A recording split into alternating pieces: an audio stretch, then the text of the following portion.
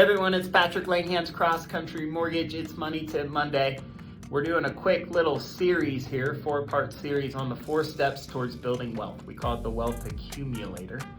Step 1 was last week, and that's buy your primary residence. So own your primary residence, don't rent it. Why? Because you pay yourself.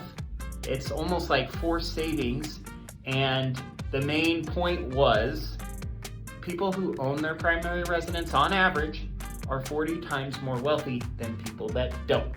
So if you're renting, you're not as wealthy as someone who owns. Because when you own, you can't help but save money. Because every time you make a mortgage payment, some of that's going towards back to you. You're saving money.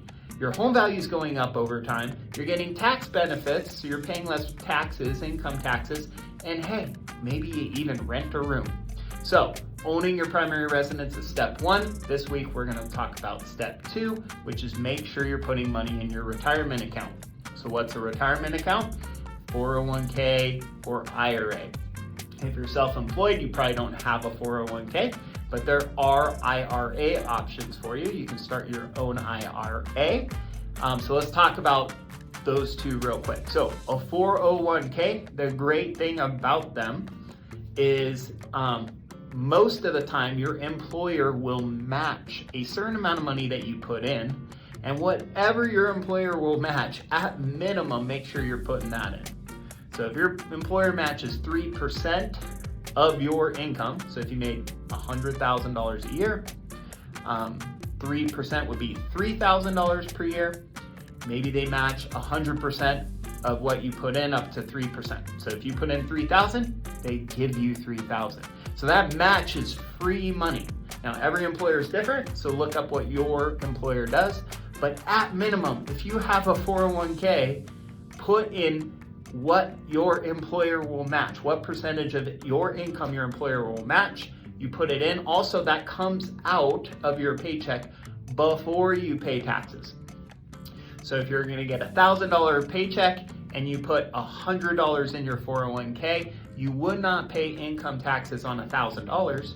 You would pay income taxes on the money after you saved $100. So you'd only pay taxes on $900.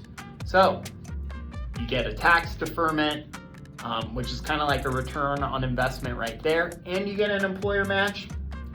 Other than real estate, it's one of the best investments in the world. So if you have a 401k, make sure you are putting in the apps, whatever your employer will match, put that in there.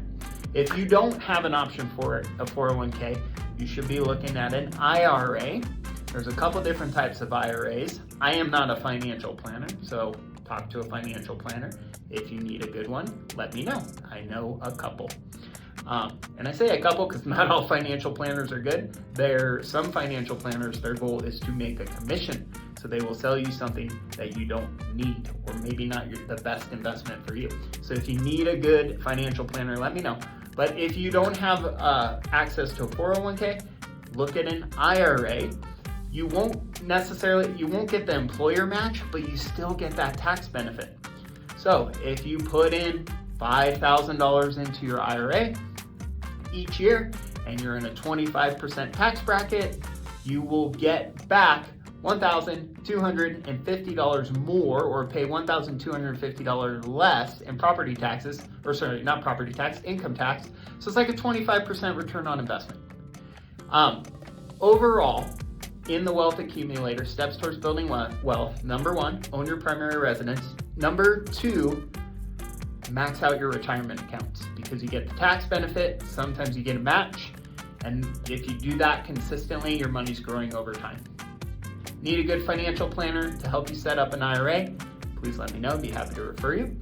And if you have any questions that I can help with, let me know. Appreciate you. Have a good one.